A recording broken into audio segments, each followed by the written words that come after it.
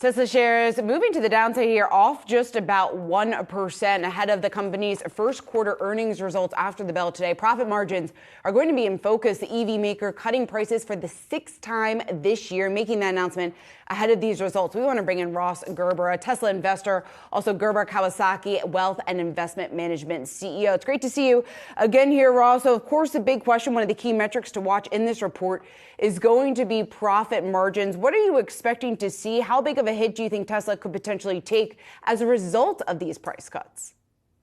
I mean, it's so hard to call, because it's like they change prices like every, few hours and it's usually down. And we know that costs have come down with Tesla. But from what, I was told from Elon and Tesla was that it does take some time for costs cuts to sort of trickle through the supply chain. So we expect much lower input costs for Tesla as the year goes on, but certainly not in Q1. So, it's hard to get excited about the margin numbers. So we'll see. I'm trying to understand the logic behind all these price cuts. And certainly if I was going to buy a Tesla, and I would kind of be worried buying one thinking he might cut prices again next week. So, I'm just a little confused by the whole strategy at this point, and we'll see what the margins are, and hopefully they'll articulate what this strategy is.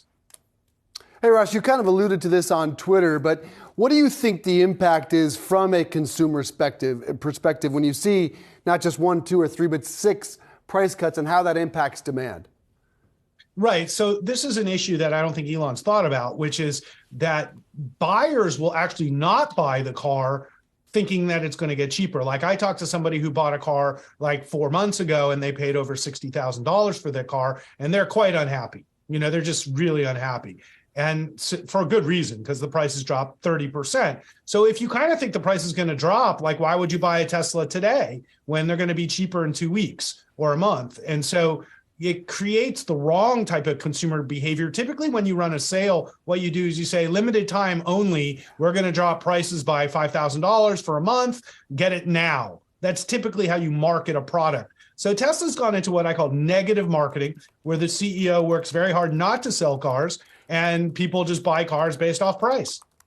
So, Ross, how worried do you think Tesla then is about the growing competition within the EV landscape? And how critical is that sub-30,000 vehicle from Tesla? Well, I think Tesla's goal for the sub-30,000 vehicle is more relative to scale and becoming a little bit more like Toyota, where they're looking to serve the low and mid-end EV market in mass scale versus the high-end market, which is clearly they're seeding. So when you're talking about competition, you have to divide it into competition on price and competition on quality. And so in my mind, they're giving up the high end. And so they're really looking at a few key competitors, whether it's Volkswagen or the Ioniq is doing very well. I think it's a Kia or a Hyundai.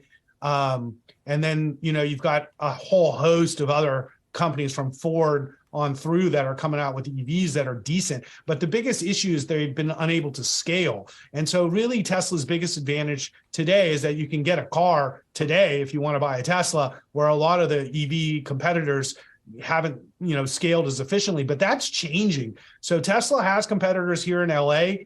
People are making those choices. And if you go to a charging station today, you'll see 6 or 7 different types of electric vehicles. And they're all quite good now versus they all used to be quite bad. So Tesla's going to have to accept this new reality as well. Yeah, the competition is really catching up.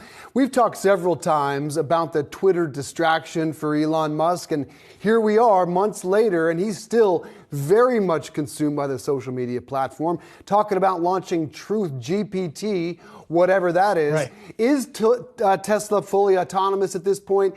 Do you feel like he's behind the wheel?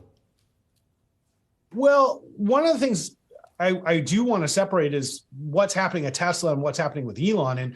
And I was just at Tesla, and I think the team there is supremely confident and competent. And I think their business plan is excellent. I love the company. My biggest issue is marketing. It has a lot less to do with execution, the technologies that they're building, the future vehicles on track. So Tesla's a great company, but the fact that the CEO only works there, part-time is certainly a disadvantage to when Elon was 100% focused on Tesla. I mean, it's just there's only so much time in a day. But I think Tesla investors and the stock have come to terms that Elon is sort of, I would say, a part-time CEO at Tesla, and the team at Tesla is quite good, and they have made me happier with the succession plan, getting JB Straubel on the board, promoting Tom Xu, head of auto production. So I think there's a pretty good team at Tesla, and they don't really need Elon there. It's not ideal, but they're doing a great job. You don't think they need Elon at all? No, I didn't say at all, but if they needed him, clearly Tesla would be not producing record amount of vehicles. But I think what it is Elon's management style would not conform with the style of all the other CEOs of the major companies I've invested in, who are 100% focused on that company, whether it's Bob Iger or Jensen Huang at NVIDIA. I can't think of any other situation like this that I've ever seen in business. I think it's a unique management style, and I think he's got really competent people running these companies in the most part, and that's the reality. But does that affect Tesla? Yeah, it does, and I don't think you can minimize the impact of the CEO, who's obviously a genius engineer, not really being there most of the time. Ross Gerber, I've been spending this whole interview trying to figure out what that T-shirt is behind your left shoulder. What is that, man?